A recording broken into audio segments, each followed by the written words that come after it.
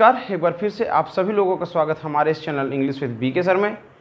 दोस्तों, जैसा कि आप सभी लोगों को हमने इंग्लिश के कुछ कॉन्सेप्ट पर बात की और वो कॉन्सेप्ट हमारा पार्सिंग का था कि सबसे बड़ी समस्या सेंटेंस में पार्ट्स ऑफ स्पीच को खोजना, यही हमारे लिए सबसे बड़ा टास्क होता है। तमाम विद्यार्थियों को तमाम तरीके के रूल्स याद करा दिए जाते हैं और रूल्स से बच्चे रट भी लेते हैं, मगर जब स्पॉटिंग एरर्स में ऐसे क्वेश्चन पूछ ले जो कि रूल के अलग ढंग से पूछे गए हों, तो आप बच्चे वहीं पर फंस जाया करते हैं। इससे होता क्या है दोस्तों कि बच्चों को उस कमी का एहसास वहाँ पर ये होता है कि आखिर हम गलत कहाँ कर रहे हैं, जिसकी वजह से एग्जामिनेशंस में नंबर कम हो रहे हैं, या हम जो क्वेश्चंस अटेम्प्ट करके आ रहे हैं गलत क्यों हो जा रहा है। दोस्तों, आपको मैं बता दूं कि जितने भी फार्मूला बेस्ड क्वेश्चन हैं, आजकल one day examinations formula based question को पूछना छोड़ दिया है, सिर्फ और सिर्फ कंसेप्ट पर बात करता है। तो कंसेप्ट आपका क्लियर जब तक नहीं होगा तब तक आप वनडे एग्जामिनेशन के लिए पूरी तरीके से प्रिपेयर नहीं हो। तो दोस्तों, आपको ये याद रखना पड़ेगा, जैसा कि मेरी पिछली वीडियो में आप सभी लोगों ने अगर देखा हो तो उसमें पार्सिंग मैंने बताया है और पार्सिंग को मैंने काफ़ी अच्छे ढंग से वहाँ पर एक्सप्लेन किया हुआ है। दोस्तों, आज की जो मेरी वीडियो होगी उसी पार्सिंग की अगली वीडियो होगी और नेक्स्ट स्टेप पर हम बात करेंगे।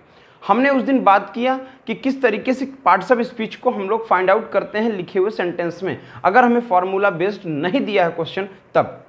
तो दोस्तों, उस दिन हमने ये सारी चीज़ें सीखी, अब हम एक एक पार्ट करके उन चीज़ों को फाइंड आउट करना सीखेंगे। दोस्तों, आइए आज मैं बात करता हूँ एक स्पेशल बात की, जो कि आप सब लोगों की समस्या तो बनी ही है। हम आज एडवर्ब और एडजेक्टिव, ये सेंटेंस में लिखा हुआ कहीं भी मिल जाए तो हम इसे कैसे फाइंड आउट करेंगे, कब सेंटेंस में कोई भी एडजेक्टिव एडवर्ब बना या कब एडवर्ब कोई भी एडजेक्टिव बना। तो ये सारी चीज़ें हमें समझना बहुत ही ज़रूरी है, जिससे हम एग्जामिनेशंस हॉल में बैठें और पेपर को देखें तो कॉन्सेप्ट बेस हो या रूल बेस हो, हम दोनों उन तरीकों पर क्वेश्चन को अटेम्प्ट कर सही कर सकें।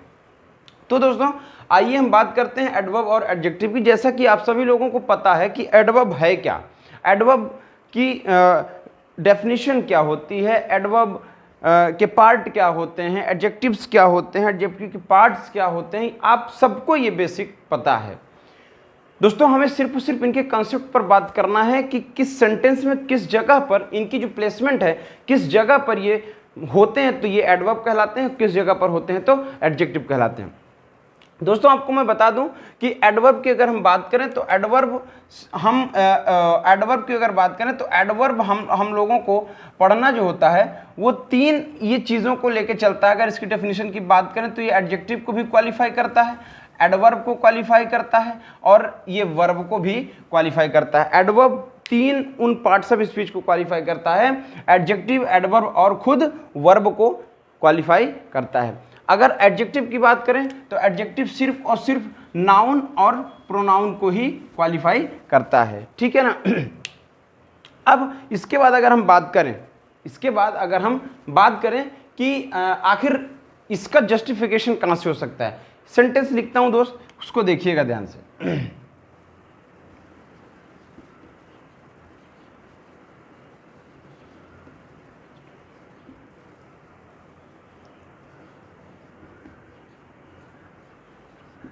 दो सेंटेंस हमने लिखा है दोस्तों, जरा सा फाइंड आउट करने की कोशिश करिए कि एडवर्ब है या फिर एडजेक्टिव है। दोनों को आप फाइंड करिए कि क्या है ये। मैं आपको बता दूं कि लिखी हुई बात, ये स्टैंडिंग, ये सैड, दोनों अपने आप में ये एडजेक्टिव का काम कर रही हैं, ठीक है ना। ये जो भी आपके मन में डाउट है इसको आप निकाल कर फेंक देना। क्यों एडजेक्टिव का काम कर रही है? ही इज स्टैंडिंग, स्टैंडिंग होने का उनका कोई एक्शन नहीं हो रहा है, यहाँ पे कोई एक्शन नहीं हो रहा है। यहाँ पे सिर्फ और सिर्फ एक आपको क्या बताया जा रहा है, एक उसकी स्थिति है, कंडीशन है कि स्टैंडिंग की अवस्था में है, वो एक ऐसी स्थिति में है जिसकी वजह से ये एडजेक्टिव का एक पार्ट हुआ। और एडजेक्टिव भी किन किन विषयों पर काम करता है, ये काम आपका करता है, पहला काम करता है आपका क्वालिटी बताने के काम करेगा, ठीक है ना। अच्छा, दूसरा काम क्या करता है, रिएक्शन देने का। रिएक्शन देने का काम करता है। जहां पर रिएक्शन से रिलेटेड चीजें हो वहां एडजेक्टिव का यूज होता है। तीसरी की बात करें तो कंडीशन, कंडीशन स्थिति के बारे में। अब आप मुझे बताएं इन तीन लिखे हुए शब्दों की मीनिंग तो यहां आपको मिल ही जा रही है। सैड क्या है? सैड हुआ आपका, मान लो इंटेलिजेंट हमने लिख दिया, हमने गुड लिख दिया, ये क्या है? ये क्या है? गुड क्वालिटी हुई, इंटेलिजेंट इसकी क्वालिटी हुई, सैड रिएक्शन है उसका, सैड उसका क्या है? रिएक्शन है, दुखी है वो इसका रिएक्शन है, ठीक है ना। तो इस वजह से ये कायदे से क्या हुई? दोनों के दोनों एडजेक्टिव्स हुए। अब बात यहाँ पर सबसे बड़ी बात ये होती है दोस्तों कि आपको मैं बता दूं कि सेंटेंस जो बनते हैं ना, सेंटेंस तो सिर्फ और सिर्फ आपके इन तीन ही फॉर्म पर बनते हैं, सब्जेक्ट, वर्ब और ऑब्जेक्ट। इसी तीन फॉर्म पर ही तो सब्जेक्ट हमारा पूरा तरीके से बना है। अब इन्हीं पूरे सेंटेंस पर हमें ये जस्टिफाई करना होता है कि कौन सा पार्ट्स ऑफ स्पीच कहां पर प्लेस किया गया है, ठीक है ना। अच्छा, एक सेंटेंस और अगर देखा जाए तो लिखा जाए कि द मैच इज इंटरेस्टिंग। जरा इसको बताइए ये क्या है? पार्ट्स ऑफ स्पीच है कि क्या है?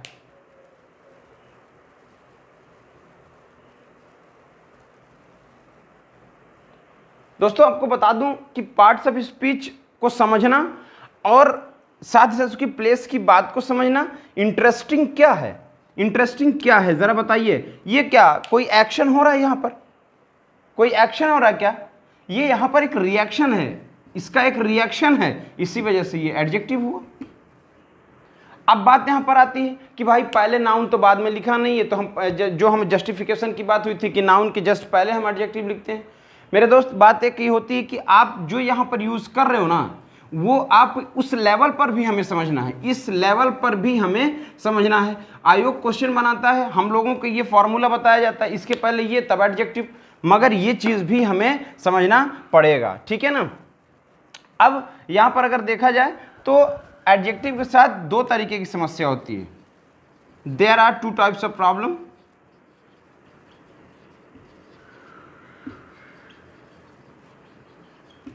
दो तरीके की समस्या, वो क्या है?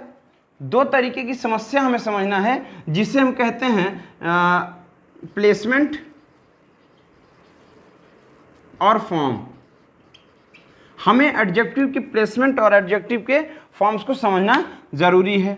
अब एडजेक्टिव की प्लेस और एडजेक्टिव की फॉर्म की बात अगर की जाए तो एडजेक्टिव के फॉर्म दो तरीके के फॉर्म होते हैं। एडजेक्टिव के दो तरह के फॉर्म होते हैं, एक होता है V3 और एक होता है V4। अब दोस्तों आप समझ में नहीं आ रहा होगा क्योंकि V3 तो वर्ब का फॉर्म हुआ, मगर नहीं दोस्तों, कुछ ऐसे V3 और V4 वर्ब्स हैं जो आपके एडजेक्टिव्स हैं। आप उन्हें देखकर ऐसा लगेगा कि वो तो हैं वर्ब्स, मगर ऐसी कोई बात नहीं है। हमें ये चीज़ बहुत अच्छे तरीके से समझना पड़ेगा, बहुत बारीकी तक जाना पड़ेगा, तब ये हमें सारी चीज़ें समझ आएंगी, ठीक है ना। इतना नोट डाउन कर लीजिए, फिर आगे चलते हैं।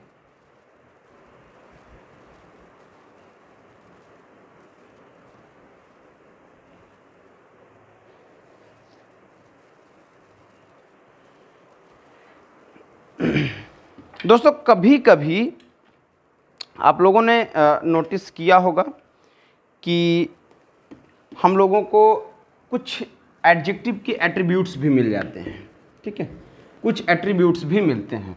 जैसे अगर लिखा जाए सेंटेंस अगर लिखा जाए कि दिस बॉय, ठीक है, सेंटेंस लिखा जाए दिस बॉय, लिखा जाए गुड बॉय। अब मेरी बात समझना, एक और सेंटेंस लिखता हूं, जैसे कहा जाए कि सम बॉयज या मेनी बॉयज, ठीक है ना। हमने तीन सेंटेंस लिखा। अब तीन सेंटेंस में अगर बात की जाए एडजेक्टिव्स की, आप तो इसे जान रहे क्योंकि आपका देखा हुआ है, आप इसे समझते भी हो, आपने इसे खूब भरपूर मात्रा में आपको रटाया गया है कि क्वालिटी बताने वाले शब्द एडजेक्टिव कहलाए। मगर ये क्या है? दिस जो लगा, ये दोस्तों ये डिटरमिनर्स हैं तो डिटरमिनर्स, मगर एडजेक्टिव के एट्रीब्यूट्स भी हैं। हमने आपको डिटरमिनर के बारे में बताया है कि प्रोनाउंस के वो पार्ट डिटरमिनर भी आते हैं, जो कि आप ये जो दिस दैट, जैसे ये क्या दिस बॉय क्या बता रहा है कि वहां पर एक कंडीशन बता रहा है, स्थिति बता रहा है कि कितने लोग हैं, दिस लड़का, वो लड़का यहां पर है, एक कंडीशन बता रहा है, दैट बॉय वहां पर है, ठीक है ना, गुड बॉय अच्छा लड़का, ये तो क्वालिटी बता रहा है, मैनी बॉयज बहुत सारे लड़के, ठीक है ना, तो वहां की एक स्थिति बता रहा है, ठीक है। इस वजह से ये क्या हुआ, अपने आप में ये सब भी एडजेक्टिव्स होते हैं, ये अपने आप में एट्रीब्यूट एडजेक्टिव होता है, डिटर्मिनर के साथ साथ एट्रीब्यूट एडजेक्टिव भी होता है। अच्छा दोस्तों, अगर हम बात करें कि जैसे एट्रीब्यूट भी एक पार्ट है एडजेक्टिव का, ठीक है ना, एट्रीब्यूट भी पार्ट है एडजेक्टिव का, और इसका एक और पार्ट होता है, एक और पार्ट, जैसे हमने V3 और V4 की बात की, एक ये भी पार्ट होता है, और इस पार्ट में अगर हम बात करें तो इसे बिना ऑक्सिलरी वर्ब के भी यूज किया जा सकता है, यानी बिना ऑक्सिलरी वर्ब, ध्यान से सुन लीजिएगा कि बिना ऑक्सिलरी वर्ब के भी यूज कर सकते हैं, बिना ऑक्सिलरी वर्ब के भी इसका इस्तेमाल हम कर सकते हैं, ठीक है ना। इतनी सी बात में कोई दिक्कत कहीं भी हो तो आप मुझे कमेंट बॉक्स पर वो सारी समस्याएं ड्रॉप कर सकते हैं। तो इतनी सी बात समझ आई कि नहीं, इतनी सी बात आपको समझ आई कि नहीं। अब एक चीज देखिएगा कभी भी कि आपको लिखा मिलता है क्या,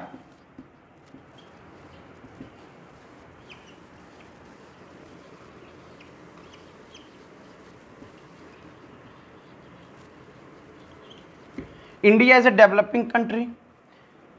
अब मुझे बताओ, ये रहा आपका नाउन, तो इसके जस्ट पहले यूज हुआ एडजेक्टिव, ये तो बहुत अच्छे से जानते हो, क्यों, इस डिटरमिनर के कारण आपने जस्टिफाई किया कि ये नाउन हुआ, इसी वजह से ये हमें एडजेक्टिव दिखा, जानी हुई बात है, पहचानी हुई बात है, इसमें हमें कोई दिक्कत नहीं। अगर लिखा मिल जाए ही इज सरप्राइज्ड, तब क्या करेंगे, तब तो प्रॉब्लम क्रिएट हो गई, आप इसे वर्ब मान बैठोगे। नहीं दोस्तों, ये वर्ब नहीं, एडजेक्टिव का काम कर रहा है। मैंने क्या बताया कि V3, V4, V3 का भी काम करेगा और V4 भी ऑक्सिलरी वर्ब के बिना भी काम करेगा, तो V3 यहां पर क्या हुआ, ये हुआ अपने आप में एडजेक्टिव, ठीक है। ये सारी चीजें बड़ा विशेष ध्यान दीजिएगा, इनमें ये छोटी छोटी बातें हैं मगर ये आपको फंसा सकती हैं, तो दोस्तों इसका बड़ा विशेष आप लोग ध्यान देंगे। आइए आगे चलते हैं। आगे की अगर बात की जाए तो हम एडवर्ब के कुछ पार्ट्स को लेते हैं, एडवर्ब के कुछ फॉर्म्स की बात करते हैं, ठीक है।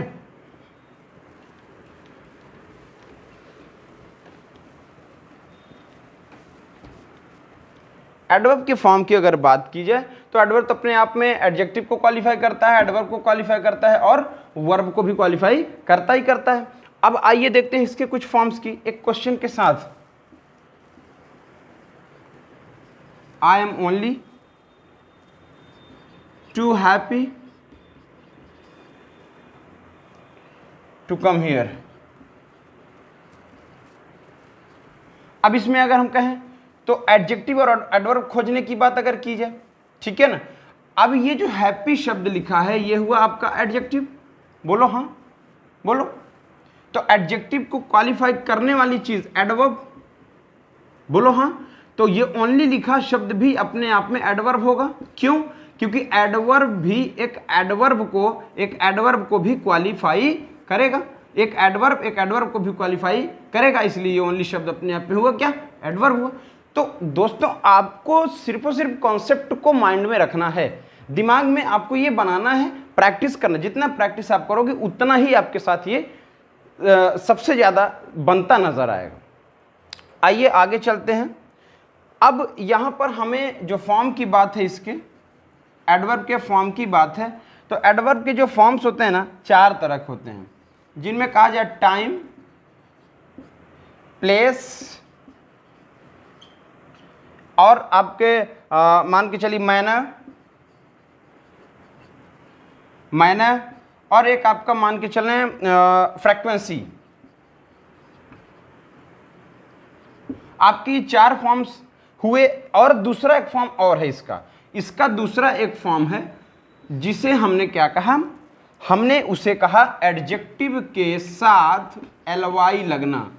अब दोस्त एक बात याद रखिएगा, ly लग जाने से ही एडवर्ब नहीं बन जाता, इसका बड़ा विशेष ध्यान दीजिएगा, ठीक है ना। ये कॉन्सेप्ट है, इस पर ध्यान करें। हालांकि एडजेक्टिव एडवर्ब पर मैं डिटेल में डिस्कस करूंगा, मगर ये हमारा कॉन्सेप्ट क्या है, हम कितने तक इंग्लिश ग्रामर को समझते हैं, हम किस हद तक इंग्लिश के कॉन्सेप्ट को जानते हैं, हम ये आपको समझाना चाहते हैं और जताना चाहते हैं कि अभी आपको और सीखने की ज़रूरत है। तो दोस्तों ये जो 4 फॉर्म हुए, इस पर डिपेंडेंट होना चाहिए, क्वेश्चन इस पर डिपेंडेंट होगा या फिर इस पर डिपेंडेंट होगा, ठीक है ना। इस पर डिपेंडेंट होगा तो क्या होता है, इस पर डिपेंडेंट होता है तो क्या होता है, ठीक है ना। एक ये भी सारी चीज़ें हमें समझनी पड़ेंगी, जानते हैं और जानते रहेंगे, ठीक है ना। एक क्वेश्चन लिखता हूं, उस क्वेश्चन को थोड़ा सा जस्टिफाई करिएगा।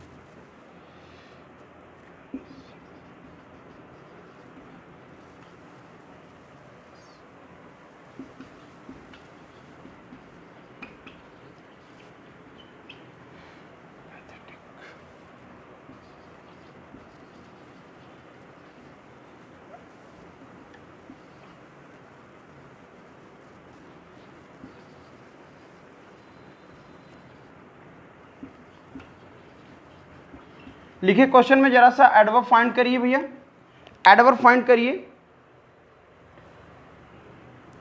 अब आपको नजर आ रहा होगा यही एडवर्ब होगा, क्योंकि ly लगा है, क्योंकि ly लगा है।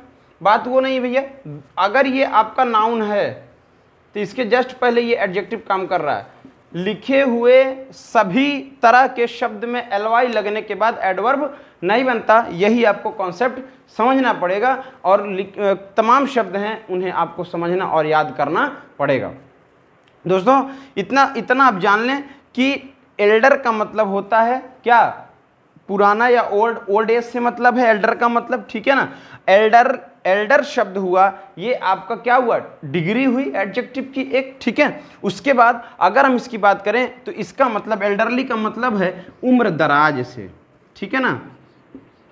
यहां पर एल्डरली का मतलब उम्र दराज से है, ठीक है। और उम्र दराज पीपल हो गए तो उसकी एक अपनी क्वालिटी ही बताई जा रही है, इस वजह से ये यहां पर एडजेक्टिव होगा, ठीक है। तो दोस्तों बात इतनी है कि आपको इस कॉन्सेप्ट और रूल दोनों को साथ लेकर के चलना है। सिर्फ और सिर्फ रूल को याद करके आप नहीं क्वेश्चंस को अटेम्प्ट कर सकते हैं। तो दोस्तों आज के लिए इतना ही, बहुत बहुत धन्यवाद।